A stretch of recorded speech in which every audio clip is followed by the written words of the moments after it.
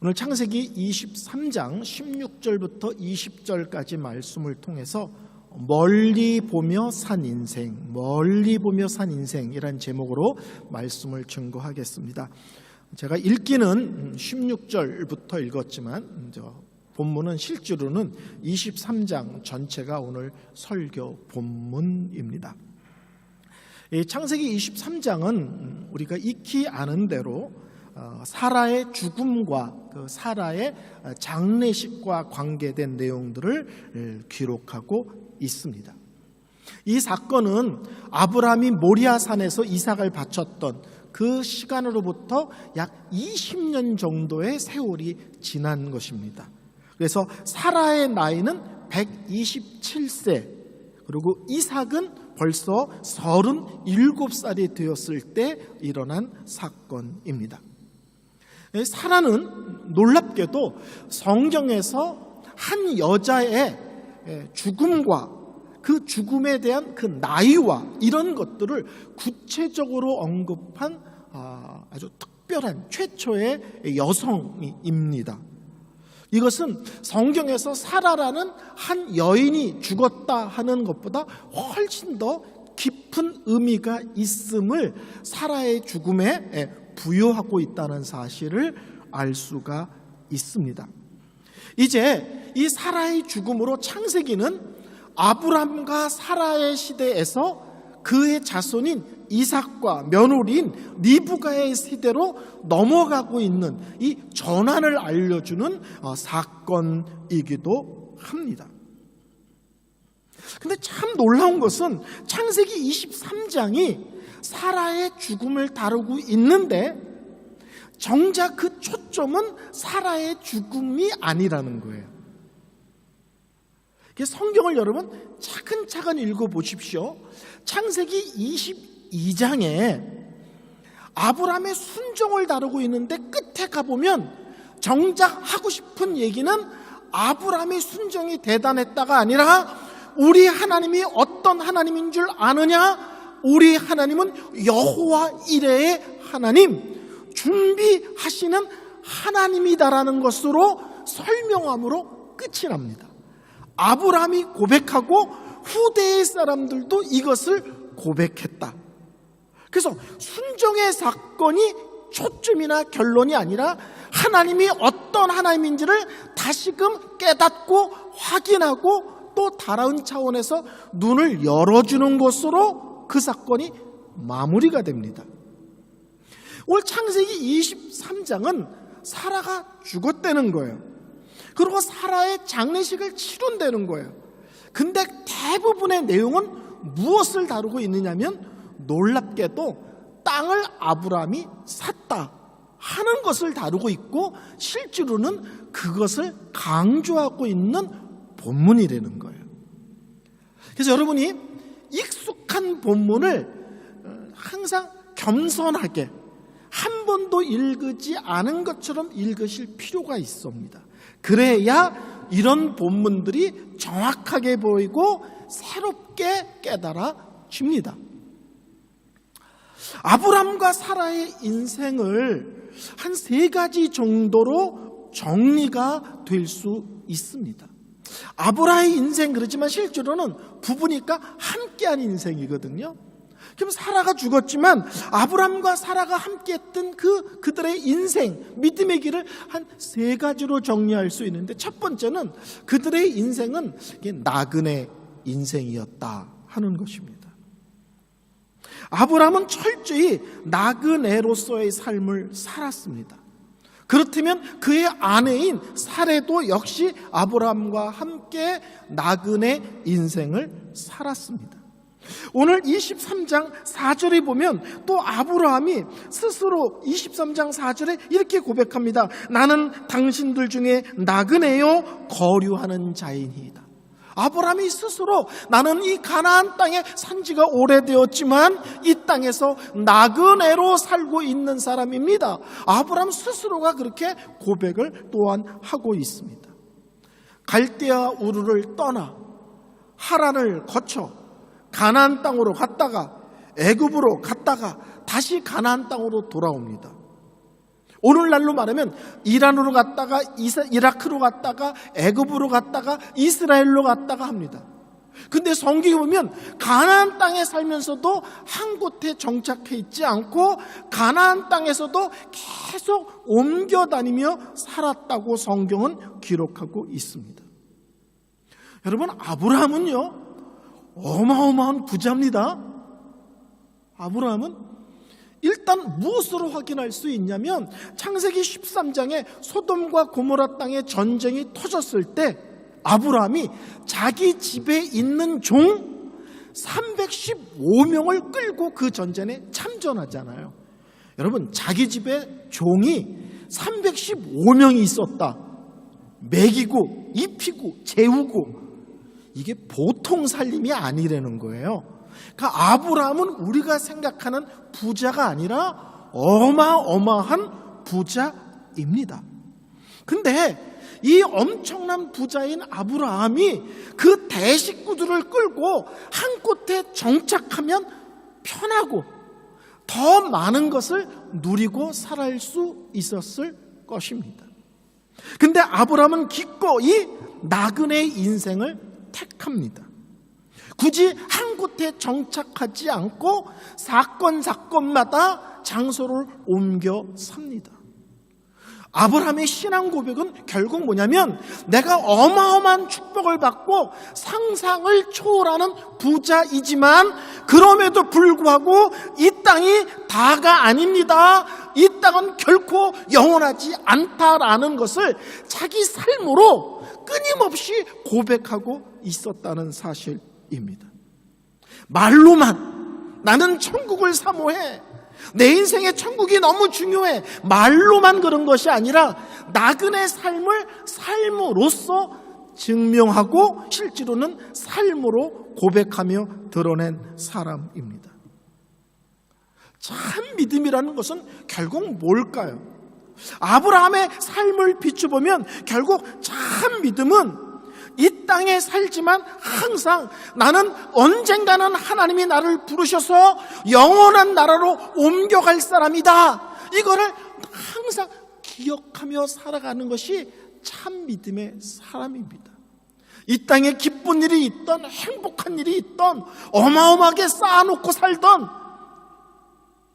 내 형편이 어떤 처지에 있든지 항상 자기 삶의 중심은 나는 하나님이 언젠가는 부르신다, 부르면 나는 이 땅을 내려놓고 영원한 천국에 들어갈 사람이다.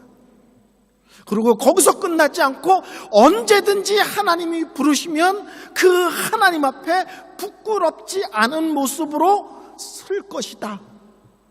항상 이것을 마음에 두고 사는 사람이 참 믿음의 사람, 성숙한 성도의 모습입니다. 여러분, 요새 살면서 여러분 속에 그런 마음이 있습니까? 나는 언제든지 하나님이 부르시면 영원한 천국에 들어갈 사람이다. 그리고 나는 하나님 앞에 설 것인데 그 앞에 설 때 부끄럽지 않기 위하여 날마다의 삶이 깨어있는 삶, 하나님 중심의 삶, 거룩한 삶, 내 생각과 주장을 끊임없이 내려놓고 포기하는 데 삶의 초점을 맞추고 있는가? 히브리서 11장 13절부터 16절까지 말씀을 보면 좀 길지만 제가 읽겠습니다. 이 사람들은 다 믿음을 따라 죽었으며 약속을 받지 못하였을 때 그들은 멀리서 보고 환영하며 또 땅에서는 외국인과 나그네임을 증언하였으니 그들이 이같이 말한 것은 자기들이 본향 찾는 자임을 나타내려 함이라. 그들이 나온 바 본향을 생각하였다면 돌아갈 기회가 있으려니와 그들이 이제는 더 나은 본향을 사모하니 곧 하늘에 있는 것이라. 이러므로 하나님이 그들의 하나님이라 일컬음 받으심을 부끄러워하지 아니하시고 그들을 위하여 한 성을 예비하였느니라. 히브리서 11장에 믿음의 사람들을 얘기한 뒤에 중간에 그 내용을 정리하는 부분이에요. 믿음의 사람들을 얘기하면서 중간에 정리하는데 이 사람들의 삶의 특징은 뭐냐? 나그네로서의 삶을 살았고 항상 더 나은 본향 곧 하나님 나라를 사모하며 살았다. 그래서 하나님께서는 그들을 위하여 한성을, 여기서 한성은 천국을 얘기하는 거죠. 천국을 준비하고 계신 것이다. 참으로 많은 것을 가지고 있지만 언제나 그들의 삶의 초점은 이 땅은 영원하지 않다. 언젠가는 나는 하나님 앞에 선다. 항상 이런 믿음, 이런 자세, 이런 의식을 갖고 살아갔다는 겁니다. 그런데 23장 5절에 보면 이런 말이 나옵니다. 6절이네. 23장 6절에 보면 내 주여 들으소서, 당신은 우리 가운데 있는 하나님이 세우신 지도자이니. 땅 사는 문제가 걸렸을 때 땅을 그냥 주겠다는 거예요. 아브라함은 돈 주고 사겠다고 그러고. 근데 그 이방 사람들이 아브라함을 뭐라고 표현하냐면 내 주여 그러면서 당신은 하나님이 세우신 특별한 지도자입니다. 그러니까는 영원한 천국을 사모하며 살면서도 이 땅에서 믿지 않는 사람들 속에서는 분명하고도 엄청난 영향력을 끼치는 자로 살고 있다는 거예요. 이해가 되시겠죠? 영원한 천국을 사모하기 때문에 이 세상이 어떻게 돌아갔든 내 주위가 무슨 일이 벌어지든 나는 관심 없어. 난 무조건 천국이야. 이게 아니라 천국을 사모하며 그 중심을 갖고 살아가지만 이 땅에 땅불 붙이고 살아가는 삶 속에서 내 주의 하나님을 알지 못하는 사람들 속에서는 믿음의 사람으로 영적인 영향력, 영적인 리더십을 발휘하고 있다는 거예요. 그러니까 아브라함의 삶이 얼마나 균형이 잡힌 삶인 줄 알겠죠. 항상 천국에 초점을 맞추지만 이 땅에서도 믿지 않는 사람들 속에 영적인 영향력을 끼치는 사람으로 또한 분명하게 살고 있다는 거예요. 하늘을 쳐다보지만 두 발은 정확하게 땅을 딛고 그 땅에서의 삶도 성실하게 살고 있었다는 사실을 알 수가 있습니다. 두 번째, 아브라함과 사라의 인생을 어떻게 정리할 수 있는가? 하나님의 약속을 붙들고 살고 그 약속을 붙들고 죽은 인생입니다. 하나님께서 아브라함에게 약속하셨죠. 아들을 주실 것이다. 25년을 기다려서 아들을 낳았습니다. 엄청난 거죠. 하나님이 말씀 한 번 했는데 금방 주실 줄 알았는데 정작 그 아들을 품에 안은 것은 25년이 죽었습니다. 그리고 지금 그 이삭은 지금 37세가 되었습니다. 근데 아들은 주셨는데 땅을 주시겠다고 약속하였지만 아직 아브라함은 그 땅에 자기 땅이 손바닥만한 자기 땅도 없습니다. 창세기 13장에 하나님께서 아브라함과 롯이 헤어졌을 때 말씀하시잖아요. 동서남북을 바라보라. 종과 횡으로 걸어가 보라. 그 모든 땅을 내가 너에게 주겠다. 자손은 주겠다고 약속해서 주셨어요. 근데 땅은 주겠다고 하셨는데 아직 내 땅은 하나도 없습니다. 근데 아브라함은 하나님의 그 말씀, 그 하나님의 약속을 생명처럼 붙들고 살았고, 그리고 그 붙들고 믿음으로 죽었습니다. 하나님의 약속하셨는데 정말 아들이 태어났어. 자손을 약속하셨는데 정말 아들이 태어났어. 그러면 땅을 약속하셨다. 그러면 이삭을 허락하신 하나님이 때가 되면 이 땅도 우리 땅, 우리 자손들의 땅이 되고야 말 것이라는 믿음, 약속을 붙들고 살았고 그 약속 가운데 죽었다는 거예요. 사라는 하나님의 약속을 받은 1세대죠. 1세대입니다. 그러면서 그 약속의 땅에 처음으로 묻힌 또 첫사람이기도 합니다.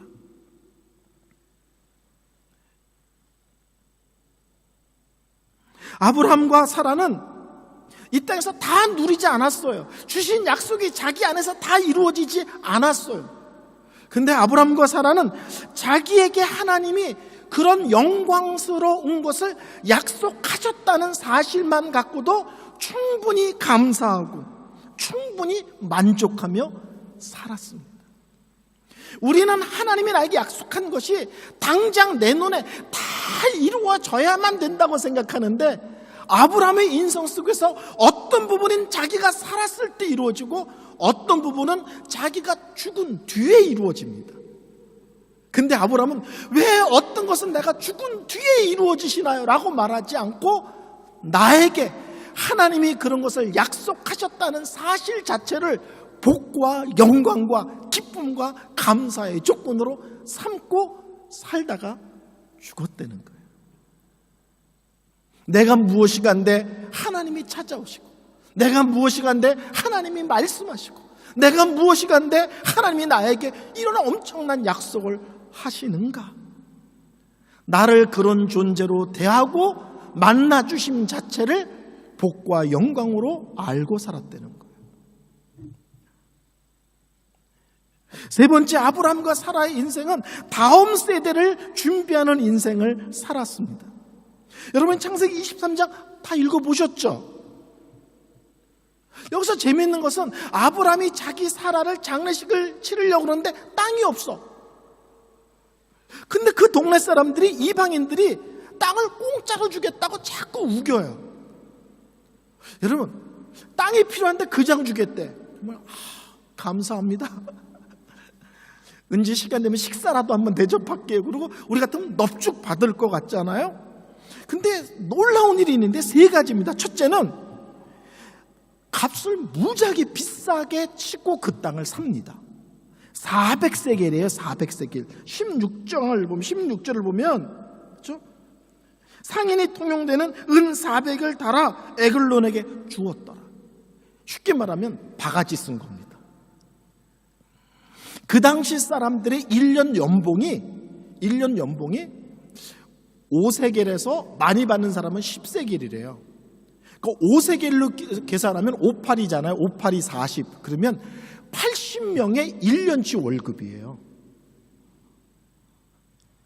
자기 부인을 묘지할 밭과 굴을 하나 사는데 80명의 1년 연봉치를 계산해서, 쉽게 말하면 이 사람이 보통 사람이 아니에요. 공짜로 주겠다 그러고 아닙니다. 내가 돈 주고 사겠습니다.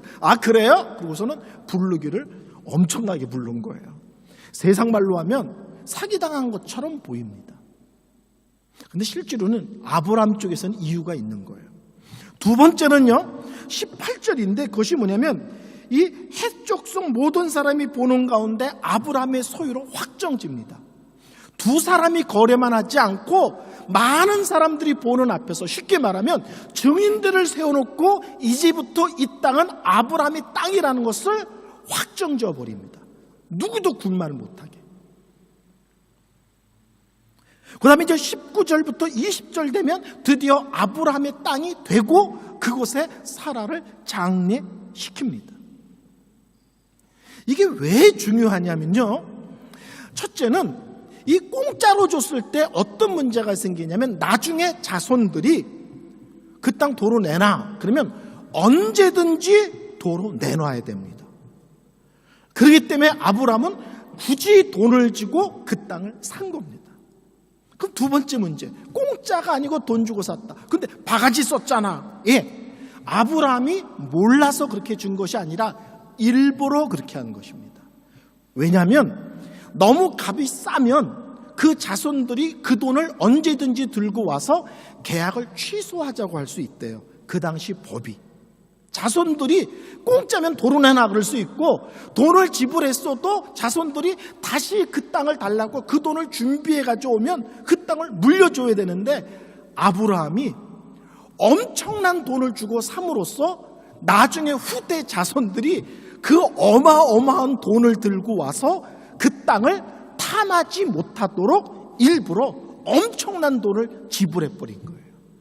후대에 누가 와도 이 땅을 돌려달라고 말 못하도록. 이해가 되시죠? 우리 식으로 하면 1,000만 원짜리 땅인데 10억을 주고 사버려. 당장은 좋죠. 그만 나중에 3대든 4대든 후대의 자손들이 와서 그 땅을 돌려받고 싶다고 할 때 그들이 상상할 수 없는 것을 토해내야 되는 거예요. 그래서 감히 이 땅을 다시는 넘볼 수 없도록 의도적으로 거금을 주고 이 땅을 취한 것입니다. 왜 이렇게 아브라함이 이 땅을 취했을까요? 얼핏 보면 그냥 그동안 자기랑 고생을 너무 많이 해서 미안해가지고, 또는 사라를 너무 사랑해서 이렇게 생각할 수도 있습니다. 근데 훨씬 깊은 의미가 있습니다. 이 땅과 그 굴은 사라뿐만 아니라 이제 아브람과 그 후손들이 묻힙니다. 근데 자기네들이 죽은 뒤에 뭘 얘기하고 싶은 거냐면 이 땅은 하나님이 약속하신 땅이라는 것을 기억하기를 원하는 거예요.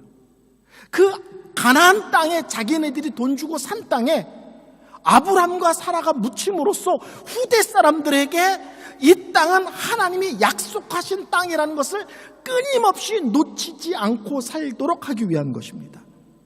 그리고 좀 더 나가면 너희들이 어느 곳에 있든지 언젠가는 이곳에 돌아와야 될 하나님이 약속한 돌아와 너희가 살아야 될 땅이라는 것을 기억시키는 거예요. 그리고 궁극적으로는 뭐냐면 그들이 돌아와서 이 땅은 내 땅이라고 합법적으로 우기고 주장할 수 있는 근거를 만드는 것입니다. 이거 엄청난 건데 아무도 감탄을 안 하시는 이 분위기. 무슨 말인지 아시죠? 이제 이스라엘 사람들이 나중에 떠나서 400년 만에 돌아오잖아요. 400년을 떠나 있지만 아브라함이 그 땅을 살고 거기서 묻힘으로써 약속의 땅이 있다. 우리가 꼭 돌아가야 될 땅이 있다. 400년이 지났으면서도 돌아가면 내 땅이라고 우길 수 있는 근거가 있다. 이것을 실제로는 아브라함이 막델라 밭을 삼음으로써 자손들에게 하나님의 약속을 물려주는 것입니다. 마음에 새기게 해 주시는 것입니다. 그래서 창세기 49장과 50장을 이제 읽어보시면 아브라함과 사라가 여기에 묻히고요, 이삭과 리브가도 묻힙니다. 그리고 야곱과 레아도 묻힙니다. 그 막델라 그 밭 굴에. 그럼으로써 후대의 자손들에게 끊임없이 우리 땅, 하나님의 약속한 땅, 우리가 돌아가야 될 땅이 있음을 기억하며 살고 그 약속을 붙들고 살도록 하기 위한 엄청난 믿음의 사건입니다. 그래서 어떤 의미에서 이 아브라함과 사라는 자신들의 죽음조차도 사명으로 알고 산 거예요. 자기의 죽음조차도 이 엄청난 믿음과 하나님의 약속이 자기 자손들에게 계속 흘러가서 그들이 붙들고 살 수 있기를 소망했다는 것입니다. 내 세대에 나만 잘 믿는 것이 아니라 내가 죽은 뒤에, 실제로는 아브라함은 400년 뒤에나 이 땅이 우리 자손의 땅이 될 거를 알고 있거든요. 근데 400년 뒤에 우리 자손의 땅이 될 것을 아는데 그들이 돌아와서 근거를 마련하기 위해서 지금 이곳에 영적 씨앗을 심고 있는 엄청난 사건입니다. 설교를 결론 내리겠습니다. 이 땅에 많은 사람들은 이 땅이 영원할 것처럼 살고 또 자기네들은 죽지 않을 것처럼 착각하며 삽니다. 그런데 우리는 압니다. 이 땅이 영원하지 않다는 것을. 그래서 우리는 이 땅에 살지만 영원한 것을 사모하고 항상 마음 중심에 두고 살아갑니다. 하나님이 언제든지 나를 부를 수 있다. 그리고 언제 부르시든지 하나님 앞에 부끄러운 삶을 살지 않도록 힘쓰고 애쓰는 믿음의 싸움을 싸우자. 저는 그래서 믿음의 삶은 차원이 다르다고 생각합니다. 아둥바둥 사는 삶의 차원을 넘어서 하나님을 의식하고 영혼을 의식하고 진리라는 것을 생각하고 천국을 믿으면서 이 땅에 살아가는 것, 이거보다 더 아름답고 복되고 영광스럽고 특별한 삶이 어디 있겠습니까? 우리의 삶 속에서 이 땅에서 분명하게 살지만 우리의 믿음의 시선과 중심은 하나님과 천국과 영원하는 시간에 중심을 두고 살아가는 성도님들 되시기를 바랍니다. 우리 찬양하겠습니다.